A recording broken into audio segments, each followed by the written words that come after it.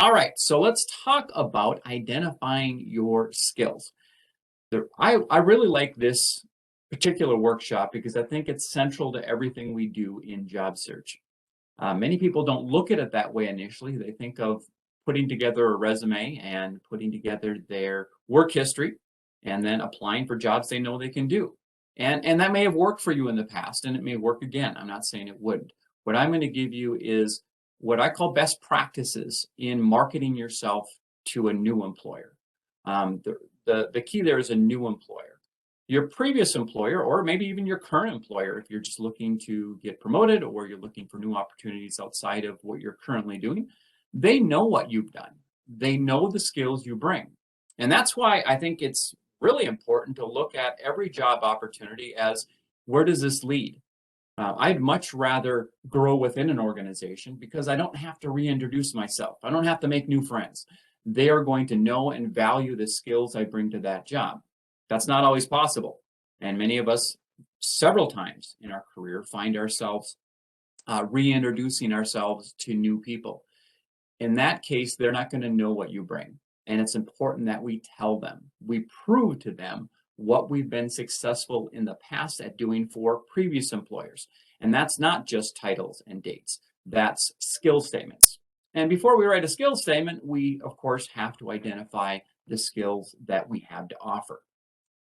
There's a lot of tools that I'll be sending you to do that. There's some skills identification kind of quizzes. There's some assessments you can take as part of the Career Force online tools. I'll be sending that to you. But to get started here, we're going to do just kind of a fun pop quiz. Some of these things I'm going to just give you the answer to. You don't have to worry about putting it in the chat box. For other ones, I'm going to ask you to throw in a number. Okay, so the first thing, and I'll just give you the answer to this, is what we're going to find a skill as.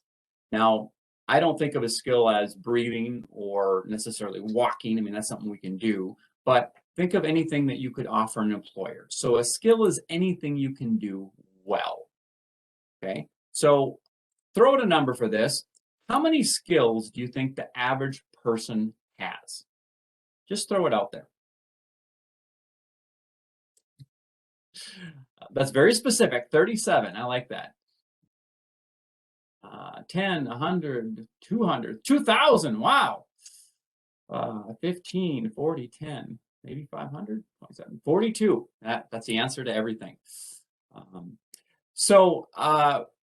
There's no right or wrong answer to this, but based on a lot of research that's been done, it is estimated that the average person has between 500 and 800 skills that they could potentially offer an employer. Now that can't offer all your skills to every employer, but I want you to think about that number first and get past maybe your first level like objection to it, thinking that, no, there's no way I have 500 skills. Once you break it down, this becomes very realistic. When most people think of a skill set, they think of a group of skills that an occupation requires. So if I were to say, what's your best skill? Well, I'm a nurse. That's my skill set. Get what you even said within that. That's your skill set. Within that occupation, there are a whole bunch of marketable pieces that could transfer to another job. Most of us don't transfer laterally from the exact same position with one company to the exact same position with another company. It's going to be slightly different. Even if the job title is the same, the requirements of that next opportunity will be slightly different in most cases. So it's really important that we pick out, what can I market from this first job that is going to be relevant to this next job?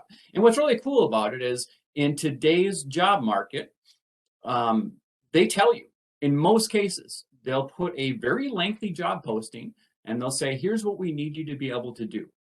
If you've already identified that those are some of the skill sets you have, it becomes much easier to create a connection for an employer. But first, I think we have to define for ourselves. So let me just give you an example. These are a couple of the examples I use quite often. I consider myself, throughout my career, to be a trainer. That's part of what I do. I train people. If I were to tell 10 people that, 10 different people would have 10 different perceptions based on their relationship or experience with trainers in the past. And they would say, okay, I know what that is. You're someone who does aerobics. You're someone who helps people work out. That's not the kind of trainer I am. Oh, you're a person who does HR policy. Nope, that's not what I do. So if I give you the title trainer, you're going to assume what that means. I don't leave it at trainer. I break down that position into its component skill sets. So one of the things I currently talk about is knowledge of online webinars, webinar platforms like WebEx, Teams, Zoom, online sharing, troubleshooting of technical issues, public speaking, curriculum development. All of these things come together to create hopefully the idea that I am a trainer with a set of skill sets. Now, think about that. I've taken a whole bunch of those skill sets. Now, what other jobs could I potentially apply for? A lot of jobs require public speaking that aren't necessarily training positions. Maybe I need to run a safety meeting at a warehouse. Maybe I need to help someone with a website. Maybe it's a teaching position in which they just need curriculum development. I can pick and choose the skill sets that relate and transfer. And that's the key term here. One of the biggest things we want to identify is transferable skills, because usually we're going to be transferring from one opportunity to that next opportunity. Now, the reason this is important, and the reason I spend so much time on this, is the average person can identify 10 skill sets. Now, if you're one of those people and you answered 10, and I see -6, wow. I guarantee you don't have -6, but that might be your temperature today. I don't know. But if you're one of those people that are saying I only have 9 or 6 or 5, you're in good company. A lot of people have that when they are first asked. What I'm hoping is at the end of this presentation, you have some ideas and some tools to help you identify more. And once you've identified those skills, the key is to define those skills, to give examples of when you've utilized those skills to the benefit of a previous employer. The reason this is so important is the gatekeeper of most employment opportunities is the interview. Okay? Yeah, you may do everything right, but once you get to the interview, that's where the decision is made. And we find that the percentage of people who cannot identify, sell, or prove their skills during an interview, this means that they've kind of fleshed out those skills and they've given examples and they've given, maybe they've quantified them, they've given some numbers, they've talked about how it's benefited their employers. People who can't do that, the percentage is right around 80%. And I can prove this to you in a way. When I interview for positions, I like to have a candidate pool at interview of 5 candidates. That's an all-day process, but I figure I'm going to get the best shot at getting a qualified person to work for me if I interview 5 on paper qualified people. So once I interview them, I'm going to make a decision. 4 out of those 5 people did not do as good a job as the one person I chose of identifying, selling, or proving their skills in the interview. Now, keep in mind, I have no idea, really, other than what they tell me, of how they can do the job. In fact, they've never done the job for me. They've done it for other people. I'm going to make my determination based on what they tell me, not about what they know. And that's a mistake that most of us make when we go into an interview. We just want to, be very natural and react, and we don't want to be scripted. The problem with that is that it comes off in many cases, if not most cases, as unprepared. Remember, they invest a lot of time, effort, and money into the interview process. It can cost, if it's a panel interview, it can cost $200 to $500 to interview you for an hour. And if you don't come prepared with marketing pieces, basically examples of where you've been successful in similar type of work, they're in most cases going to go with someone who does. And that's where you could really up your game in job seeking, is coming up with skill statements and accomplishment statements that will prove to an employer as best we can that we can do that type of work for them. All right. So how do we develop our skills? This is, of course, in almost all cases, I would say at least 50% of the cases, whenever you see all of the above, it usually is all the above, but these are ordered in a very specific way. The most important skills we develop, at least from an employer standpoint, and that by employer I mean someone who's looking to hire us, is work experience. If you have related work experience, you want to prioritize that in your stories. So let's say that you have leadership skills. You can have leadership skills in any of these categories. You could have run a study group in education. You could have done a fundraiser for your VFW. You could organize local events for socializing. Maybe in hobbies, you run a remote control aircraft club. Maybe in sports, you coach. So you could have leadership skills in all of these. But if you have them in work experience, that's what you want to really push. That's what you want to prioritize, because that's going to have the most weight for employers. Now, let's say that in work experience, you don't have leadership. Okay, that's fine. Now go down that list and think of where else have I exhibited those skills. Certainly market them, certainly talk about them. But if you haven't in work experience, that's going to, in most cases, if not all cases, be the more important section to market your skills from. So it can be all of them. Now, one of the mistakes I've seen made is people will prioritize based on what they find the most pride in. So maybe they did it in work experience, but they were really passionate about the volunteer work they did. So they talk about their volunteer work, which isn't as relatable to that employer as the work experience. So kind of be careful about that. We tend to talk most about what we're most proud of. In this case, we want to talk about what is more beneficial to the intended audience, which is that next employer. I'm going to take this opportunity, by the way, if you have questions about that and you want someone to take a look at your resume and look at your skills statements and see how you're prioritizing.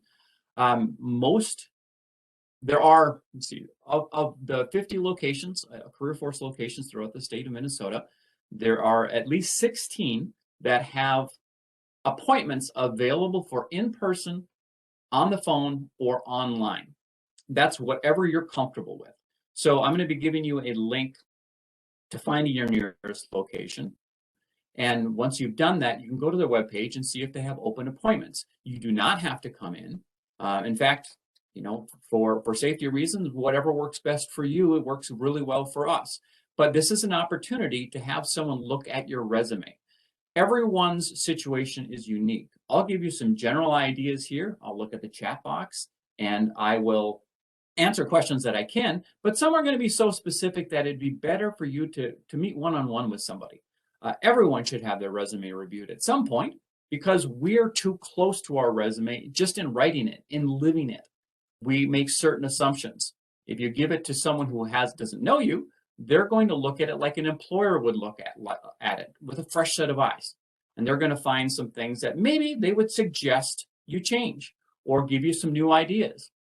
Everyone has an opinion in job search. I'm certainly going to give you some of mine, but my opinions are based on my knowledge of 20 years of job seeking, helping people find work for 20 years. There are other people who have more experience than I do. Everyone has different experience. And the more people you talk to, the more ideas you're going to get. But in the end, you're going to have to sell it yourself. So I'm never going to tell you you have to do it a particular way. But I'm going to say, hey, this has worked for me. This has helped me get people jobs or assist people in getting jobs. This is what I've heard from employers. But you're really going to want to talk to people in your own area. So I live in northeastern Minnesota, and if you're in Winona or Rochester or Mankato or South Minneapolis, workforce representatives or career force representatives in your area will have the information specific to the needs of employers in your area. So that's really important. Don't send your resume to me. Set up an appointment at your local career force location to have someone look at it. All right. So the types of skills that are most important to employers, and I'm gonna qualify this a little bit at interview.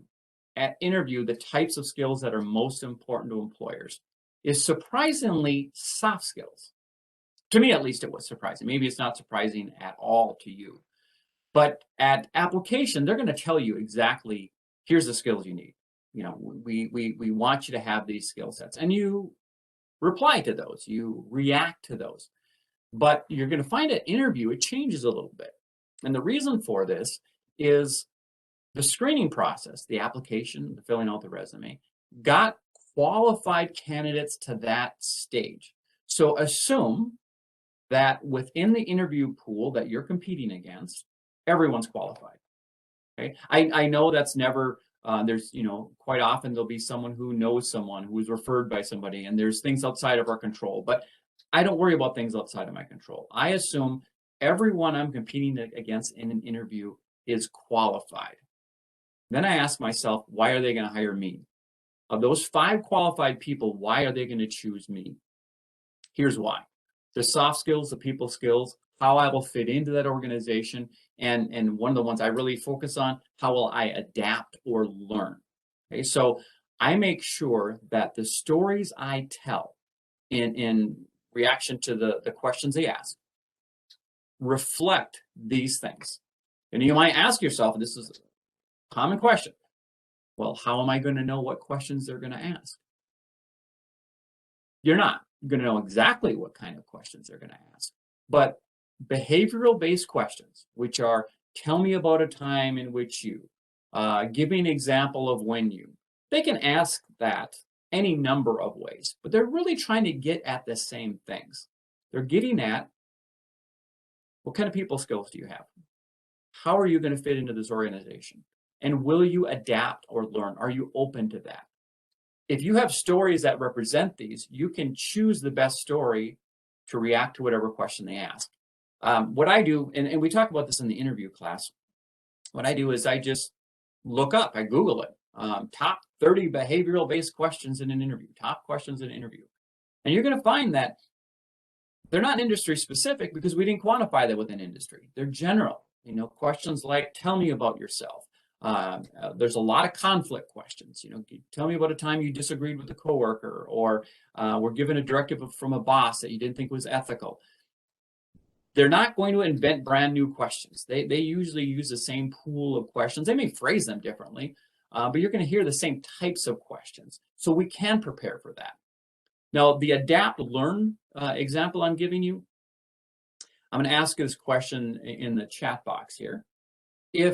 Has anyone ever been in an organization in which maybe they did a wholesale change of the software that was used, or they did an entirely new process? It's kind of a 2-part question here. If that was done, was there any reluctance or pushback from coworkers, or maybe from yourself? Just a yes or no. Maybe a bit of a rhetorical question, but yes, yes, yes, yes, pushback, yes, yes, yes, yes, yes, yes, with an exclamation point. And I've been part of it. You know, one of the things that is more prevalent now than ever is constant change. You know, we've gone through a lot of change. In the last year, the last 2 years, I can't tell you how much change there has been in my line of work. I used to do this in person. Now I am sitting in my own office. I'm looking at a webcam, and I'm hoping there's other people on the other side of this, but I don't know. I guess through the chat box, I can kindly see it. The idea is my job has changed dramatically over the last 1.5 to 2 years, as many of yours has, or just how we look for work may have changed a bit. How we interact with each other has changed a bit. People who are open to that, keep an open mind, are the best employees because they cause the least problems and they move forward. So I always tell an example of how a change happened in my work and how I adapted to it and how I became a resource for my employer and coworkers. If you can talk about that effectively, I guarantee you it's going to be a memory sticking point. Okay? Because most people don't even think about that as a way of marketing themselves. It tells an employer that you will fit in, that you are open to change, or at least accepting of change. And you're looking for the best possible outcomes for yourself, your coworkers, and your business. Now, of course, we've all got examples of where we weren't open to change and where we did resist. I get that. We just don't tell those stories. Find the ones where there was a benefit and where it worked out, lock onto those, develop a story in which you can tell, and possibly integrate a skill set you use to assist with that. Maybe you're really good at Excel or online platforms, or you're just good at being an ear for a fellow employees and helping them deal with this change, whatever it happens to be. Those are all soft skills, and fitting in and adapting and learning. And I have to tell you, if you give the same answer as everyone else, and this happens a lot in the internet age, people don't look up just the questions that employers are going to ask. They look up standard answers. I'm not saying you shouldn't do that and kind of get an idea, but I guarantee they've heard those before. I've asked questions of an interview pool of 5 people, and for certain questions, I've gotten the same, almost exact answer from all 5 people. I don't remember any of those. I remember the ones that are specific to that person's experience. Those are unique, and they're going to stick out. And if someone tells me an adapting or learning moment in which they kind of went with what the employer's direction was, even though it was a change, I really remember that, and it sticks out. Because those people are the people who aren't going to be in my office complaining about the change, that aren't going to have to be retrained 5 times because they didn't accept it. We've all been there. I've been that person, but I really, really appreciate it when people make the effort and it sticks out. All right. So how identifying your skills helps you in job search? 1, it proves your abilities to potential employers as best we can without them seeing it. We give them numbers, we give them stories, we quantify it if we can. It helps to prove the abilities. Certifications can do a little bit towards that. That's another thing you can do. So if you have an opportunity to certify something that you just naturally do well, that's an opportunity. So sometimes that can take some expenditure of time. In many cases, it's even an investment that you have to make. If you haven't talked or considered the dislocated worker program, this is an opportunity. If you are unemployed through no fault of your own, you probably got a call from someone, and we probably talked about the dislocated worker program. If not, you can go to careerforcemn.com and search for dislocated worker. It's an opportunity for potentially some training dollars for some short-term opportunities. So I'll give you an example, 2 examples. If you've been in maintenance in the past, maybe you were doing maintenance for a hotel or for an organization, and you want to take that next step in your career. Well, there's a pool operator's license. That's a short-term certification. There's a special engineer boiler's license that if you got that, you would be able to do a different level of work. A new pool of opportunities would open themselves to you because now you have a certification. For myself, I'm self-taught on computers. I love training computers. I've done it for the majority of my career, but I didn't go to school for it. So when I wanted to start marketing those skills to an employer, I went and took a Microsoft Office certification exam. And now I can prove that skill to an employer with that certification. Oh, wow, 2B boiler's license. There you go. Does CareerForce offer a subscription to LinkedIn Learning? So LinkedIn Learning there are some opportunities. So I know through the library system, and that has changed. I know local libraries, by the way, are partnering with CareerForce systems increasingly. There are some really cool things you can access through having a library card. And I know in the Twin Cities, LinkedIn Learning, in some locations, some libraries had access to that. One of the ones that I would recommend everyone take if you have any connection in your line of work to technology is gcflearnfree.org. I'll send the link to that so you don't have to worry about writing it down. But it's free computer training, free excellent computer training. So if you need to brush up on your Excel skills or Word skills or whatever, or just need to have an overview of basic computer skills, GCFlearnfree.org is a very, very good site, absolutely free, and there's no viruses or anything like that you have to worry about. Also, identifying your skills helps you write your resume, helps you complete applications, and it helps you to sell your qualifications in an interview. We talked about that extensively. So there are three types of skills. We have a bit of a Venn diagram here to show that they do kind of converge somewhat. You have the soft skills, which are used to get along with other people's and your self-management. Something as simple that you may take for granted as a soft skill is a marketable point for a lot of employers. Just being on time for work. That is something that was ingrained in me from a very young age, and it's something that I just assumed everyone did and realized not everyone does. Imagine being an employer and someone comes in and says, you know, I'm extremely reliable. I show up on time for work. I prioritize my workday, and while I'm at work, I do the work there. I'm not someone who gets distracted by my phone. You may say that's just a given. It's not. Someone put example public. There we go. Excellent. Thank you for that resource. Transferable skills are used in many jobs. These can be soft skills. These can be job-specific skills. And the example I give is like Excel. Excel is something that you could use in financial, but you could also use it in human resources. You could use it in social services. You could use it in safety logs in a warehouse. It's a transferable skills across many different industries. Job-specific skills are very specific to an industry. They could be something like CNC. If you have a computer drafting or something like that, those are the extremely specific skills. But even within job skills, there are some transferable skills to other occupations. So I don't get too worried about categorizing my skills. I just write them all down, and I just go all out. I write everything down. I can juggle. Okay?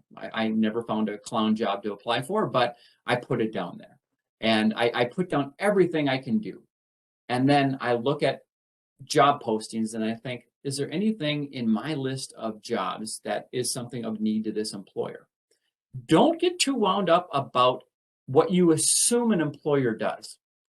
So we had a job fair in my area a few years ago, and we had prepped. We had done several prep sessions. And one of the things we really stressed was most employers need a variety of people with a variety of skill sets to work for them. So when you think of maybe a retirement home or an assisted living place, say, well, I don't want to do that. I don't want to be a CNA. I don't want to be a PCA. They still need bookkeepers. They still need billing. They still need maintenance. They, in many cases, even need IT support. So even though the overall business is assisted living, there's a variety of jobs within that. So kind of expand your thought of where you could work. And there's a lot of opportunities within maybe some industries you hadn't considered before.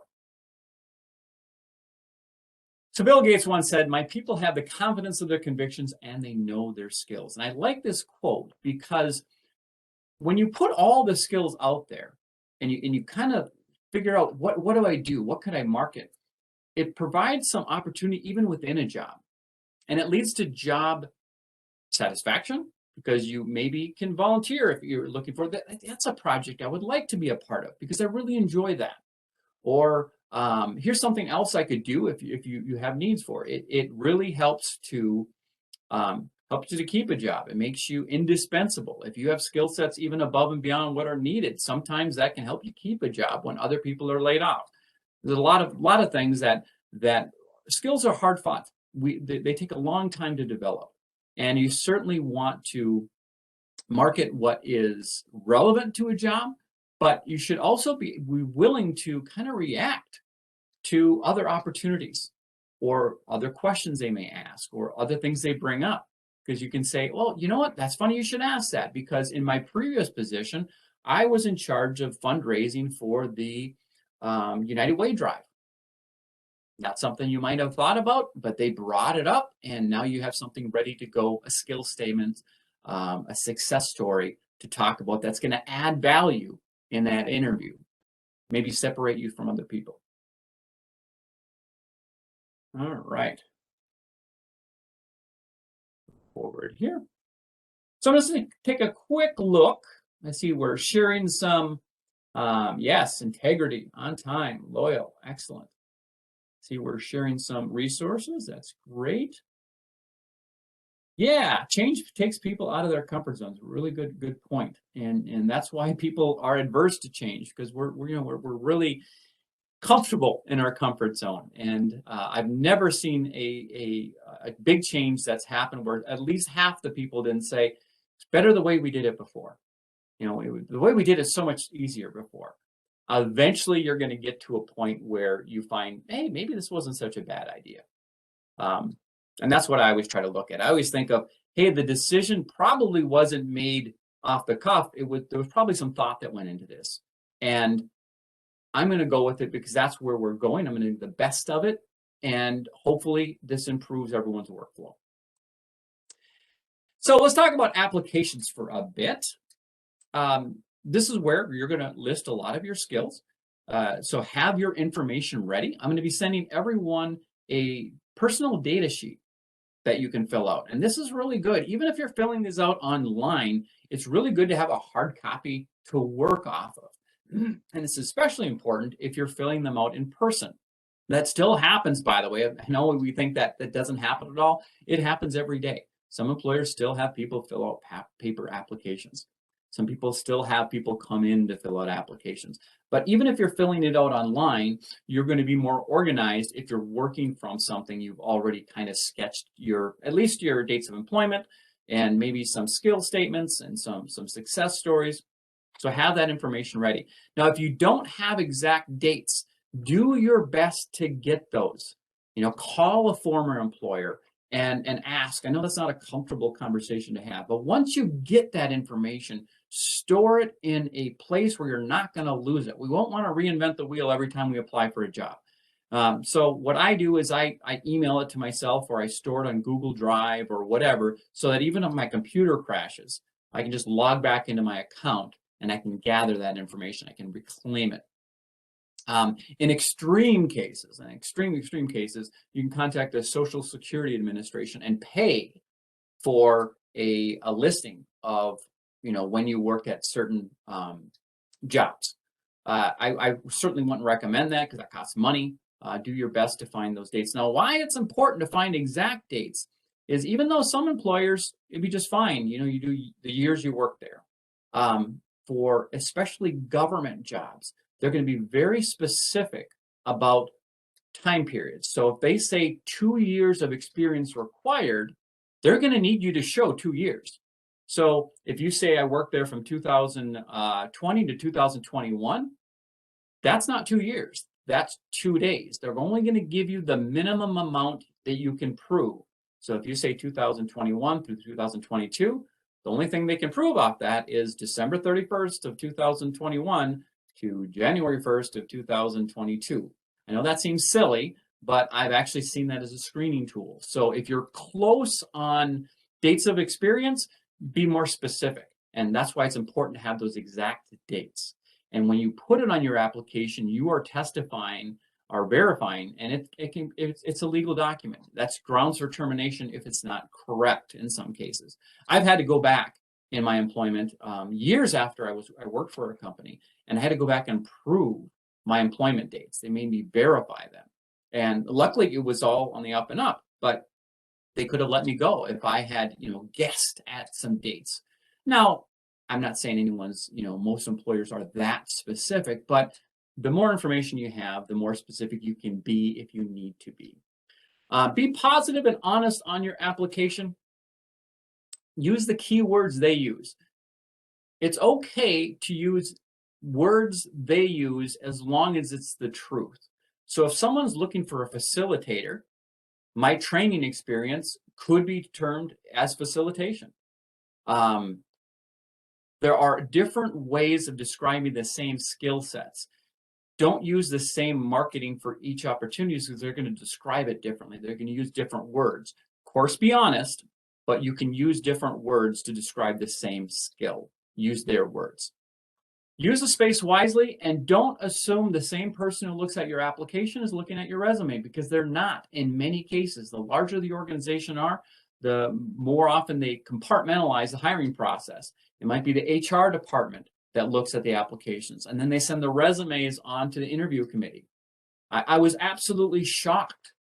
And this wasn't even that long ago. I was in an interview, and I brought up something. They asked me a question, and I thought, well, I answered that question in my application. I very specifically spelled it out on my application. And I mentioned it to them, and they got a little irritated and said, well, we don't see the applications. I thought, well, wow, I wouldn't have even considered that. So applications and resumes need to stand on their own. I've had people ask me or argue the point that, hey, why would I repeat what's on my resume on my application?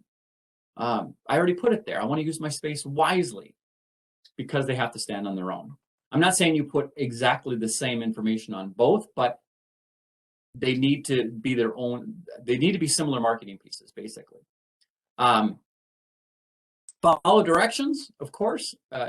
One of the benefits of online applications is it doesn't allow you, they don't allow you to leave anything blank. If you're writing out an application, you leave something blank, that can get it filtered out. So no, Career Force does not offer a subscription to LinkedIn Learning. But like someone had said, oh, sorry, I'm a little far down on the chat box here. Let me get back up with it. Yeah. We need to list the short-term positions that are only a week. So yeah, this is a common question, and this is a great example of when to reach out to a Career Force representative. If you have a very short-term position, and this is where applications and resumes differ. If they say on an application very specifically, list all jobs in the last 5 years, and you leave out a short-term position, you're in effect not telling the truth. On a resume, if you leave out a very short-term position because maybe you didn't make it through the probationary period, maybe you just found out it wasn't a good fit, maybe you were misled, and you leave it off, that's your choice. You can do that. You might ask, well, what if they see two different things? Remember, sometimes there's different people looking at these, but that's such a specific situation for each person. There's a lot of variables there. I would reach out to a Career Force representative and kind of tell your story and why you want to leave it off, and get their opinion on if it would benefit you to leave it off. So if the presentation is zoomed in and cut off, it's probably because of how you're viewing it. I haven't seen that anyone else is having that issue. Or sorry, this was a private message someone sent me. Again, the recording will be sent and along with the presentation. So if you do miss anything, you'll be able to see it on the back end. Here's a problem I have. My handwriting, unfortunately, not as professional as I would like to present myself to employers. That's why I love online applications. But if I do have to write them out in person, having that personal data record to copy from allows me to much more neatly enter my information, because I'm not thinking it from my head, I'm copying it from hard copy. All right, so we're going to do a quick little proofreading exercise. Now, if you've taken this course before, you're probably sick of seeing it. But for those of you who are taking this for the first time, as many of you are, it's kind of a neat little exercise, and it's going to prove a point I want to make.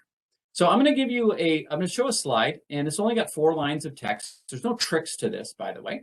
All I want you to do is read the 4 lines of text that are in the white box and count the number of F's you see on the document. So again, not up here, not in the proofreading exercise. I know there's an F there.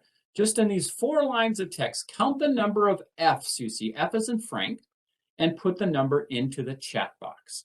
Okay, just take 10, 15 seconds to read through that. Real simple. Count the number of F's and put the number in the chat box.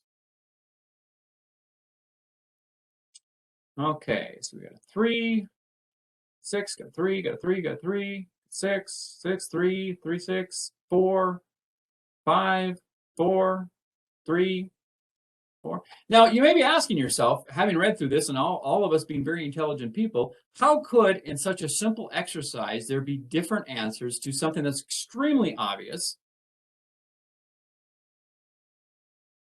This is, I'm hoping, going to be kind of a learning aha moment for you. For those of you who saw 3, yeah, absolutely, there are 3.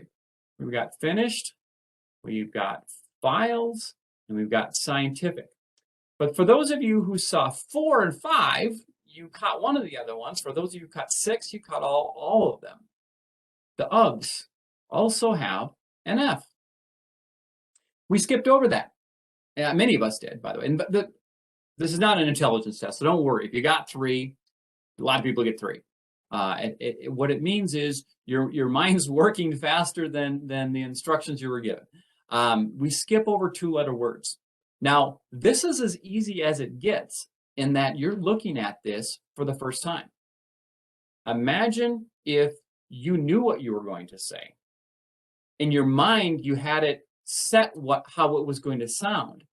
It's a lot harder to proofread then, because now you're just not even going to read anything. You're not going to go letter by letter. You're not going to go word by word. You're going to go overall and say, yep, that's what I meant to say. That's why it's really important, 1, to proofread it yourself the best you can, but 2, to get a fresh set of eyes on it, because they're going to look at it for the first time and they're going to find mistakes that you maybe miss. Just a little quick word tech tip. Notice all these are capitalized. Okay? When you capitalize something in a resume, and you can do that to make it stand out, it doesn't spell check. By default, Microsoft Word does not spell check capitalized words. It's going to think they're acronyms like AFL-CIO or IRS. So if you misspell something, it's not going to give you the little red squiggly. So pay special attention to capitalized words. Maybe put it in lowercase first and let it spell check. All right, that's kind of just a fun exercise. I saw that in 1998 on a late night news program, and I've remembered it ever since. So on your application, reasons for leaving. This is just a general overall option, something that works well for a lot of situations, and that's involuntary separation. You don't want to go into all the details of how you left if you were fired, if you were terminated. I mean, think of those words. They're very powerful. They have very negative connotations. Involuntary separation says, hey, it wasn't my choice, but I'm no longer working there. Now, they're going to ask you about it in the interview. And at that point, great. Now I can tell them what happened without placing blame on the employer. And again, that's really tough. And that's a really good reason to maybe bend the ear of a career force representative. Say, hey, I'm applying for new positions. I was terminated from my last position. It wasn't my fault. Here's what happened. They're going to give you some ideas on how to effectively answer that question without throwing your former employer under the bus. You may want to. I mean, maybe they deserve it, but here's the problem. It doesn't help you in the interview process to do that. So it's really important to come to terms with how you're going to describe that. That both tells the truth, but also keeps a level of professionalism that doesn't detract from what you are trying to present about yourself. I'm going to read a real quick question here. For online resumes that you upload to companies, what's the best format to use so that ATS catches every word you're looking for? So ATS, applicant tracking software. So this has changed over the years. Microsoft Word or Adobe Acrobat, a PDF, they both work fine. They both work very, very well. We used to say use plain text at early stages of online applications. It's not necessarily what they're going to read the best. In Microsoft Word, there is some formatting that they won't be able to read, like text boxes. In some cases, they have problems with headers or footers, but most modern ATS, applicant tracking softwares, are going to read anything that's not an image. So the key is, don't scan your document. Don't scan your resume and send them a scanned image unless it's been digitized, unless it's gone through something. This is really kind of techy, optical character recognition, OCR. If you can select the text, it's generally digitized. If it's got like little scanning artifacts, little specks, that means it's being seen as an image, like a picture. and it's not going to be able to pick up on any of those words. It's personal choice, really, whether you send it as a PDF or a Word document. I send it as a Word document for multiple reasons. I understand why other people send it as a PDF for very, valuable reasons. Make sure you read the instructions. Sometimes will tell you what their preference is. Some do absolutely prefer PDF. The one thing I'm going to say, and the reason I send it as a Word, my opinion, a PDF cannot be edited.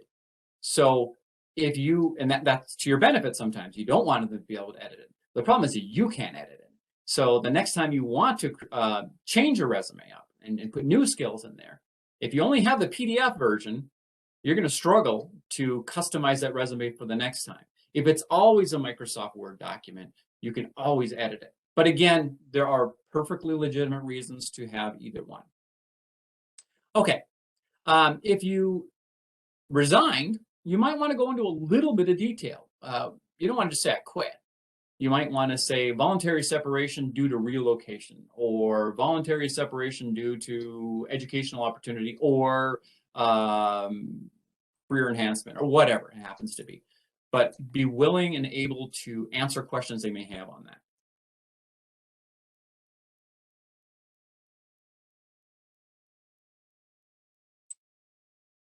So before we get into portfolios, I'm going to look at just one more question here. It says, for me, the problem with Word is everyone's computers is configured differently, and your perfect spacing can be messed up on a resume reviewer's computer. Now, that's absolutely true. There are ways of formatting your resume that are going to be universally acceptable or nearly universally acceptable. The trickier you get, or the fancier you get, and the more formats you put in, the less likely it's going to look the same on the other end. And that's absolutely true. But one of the things that I always think about when I send my Microsoft Word resume, it's something I market about myself. I'm a Microsoft certified trainer in Word, so I think of it as a work sample. I want them to see how I did it. I want them to see how clean the formats are. And you can't necessarily do that through the PDF, but that's a very specific reason, specific to me. All right, let's talk about portfolios. I'm a huge believer in portfolios. They have been the decision tipping point for me in hiring people. Hey, remember, when I'm interviewing people, I'm only going to interview qualified people. What's going to separate one qualified person from another qualified person? It could be a whole bunch of different things. But think about it.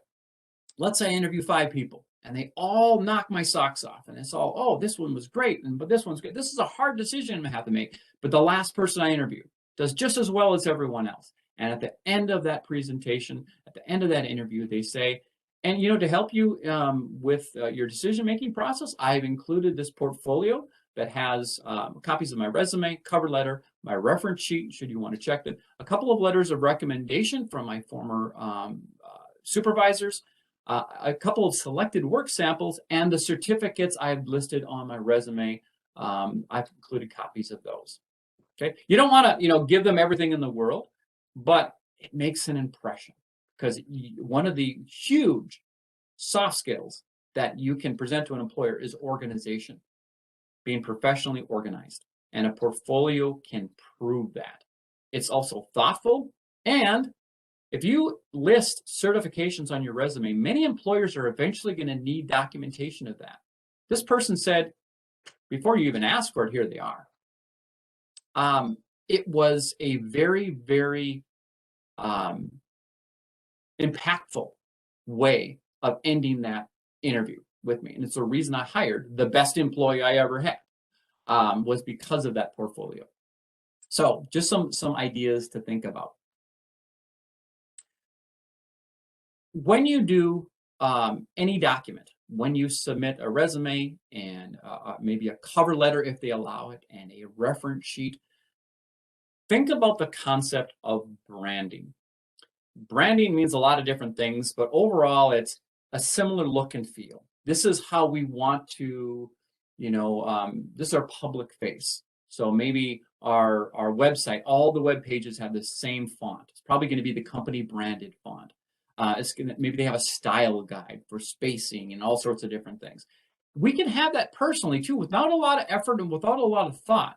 All it is everything you put out should look like it comes from the same person. And where this becomes difficult is when you submit your resume to someone and they tweak it and they change it and you say, oh, I really like the looks of that.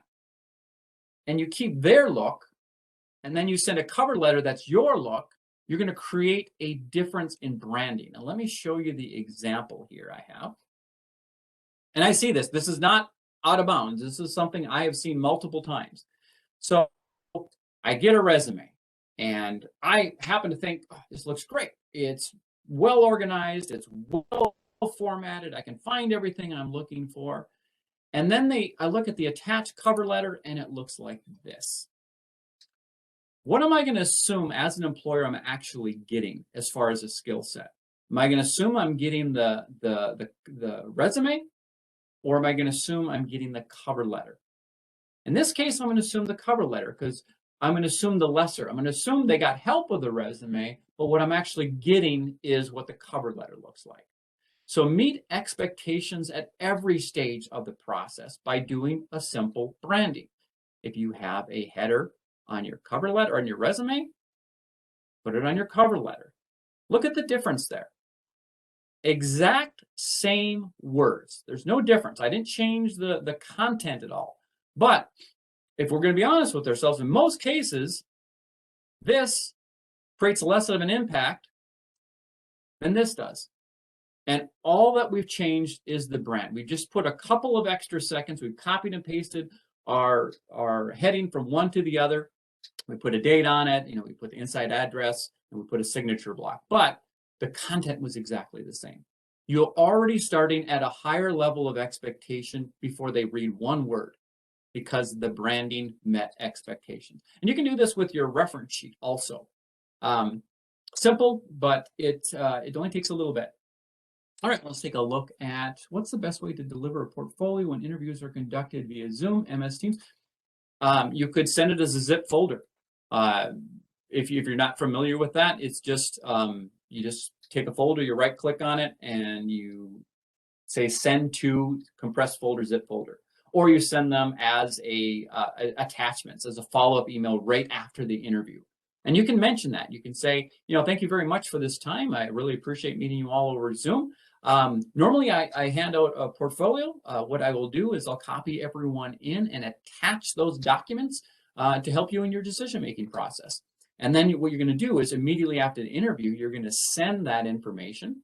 And then you might also send a thank you card in the mail. Most people won't do that. I tend to do it simply because sometimes that decision-making process takes an extended period, and it's another point of contact in which I'm on their mind again. But sending it as an email follow-up would be good too.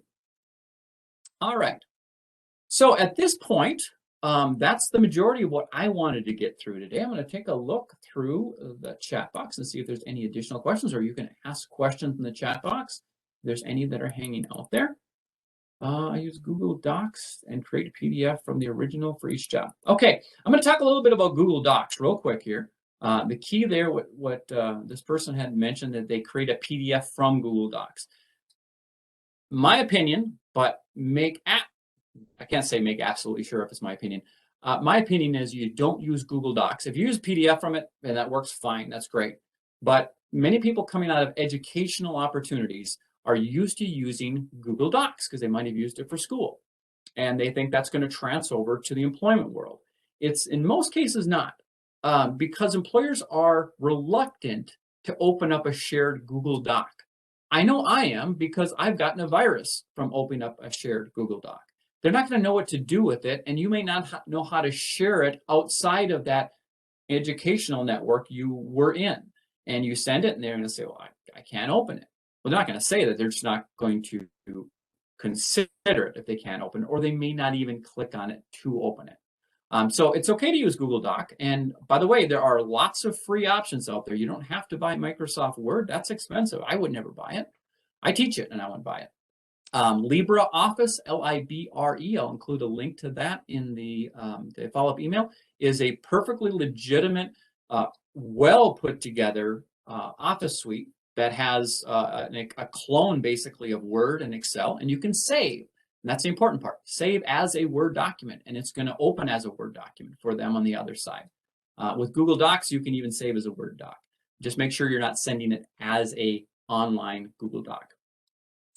Let's see if there's any other questions. Okay. Could you give an example of items to include in one's portfolio? Like I said, work samples. If you've done any marketing, if you have done any spreadsheets, if you have, of course, if you're an artist, any pictures you've taken. If you're a welder, take pictures of your work. I mean, if you go to a home show, what are they going to do? They're going to show you here's a barn I did for this guy in Twig. Here's a house I did for this person in Cromwell. That's how they're proving their skill sets to you with a portfolio. And you sometimes have to get creative based on the type of work you've done.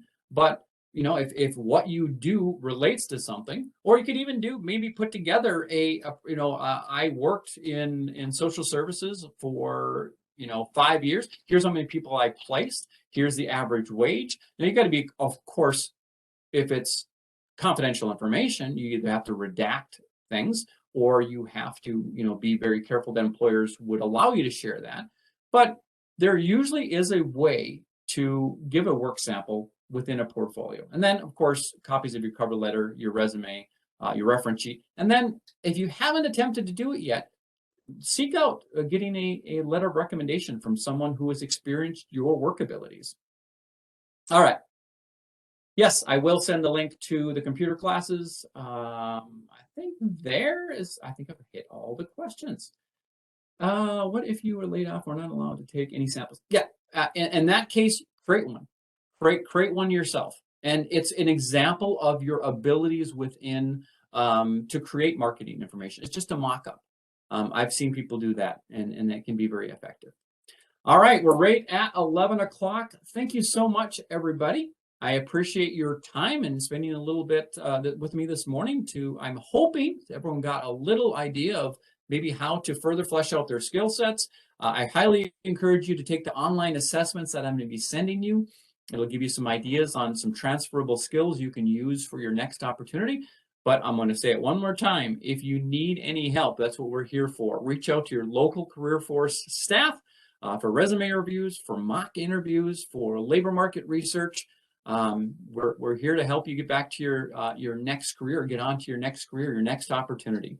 Have a great day, everybody, and you can expect that email from me by the end of the day tomorrow. Have a great day.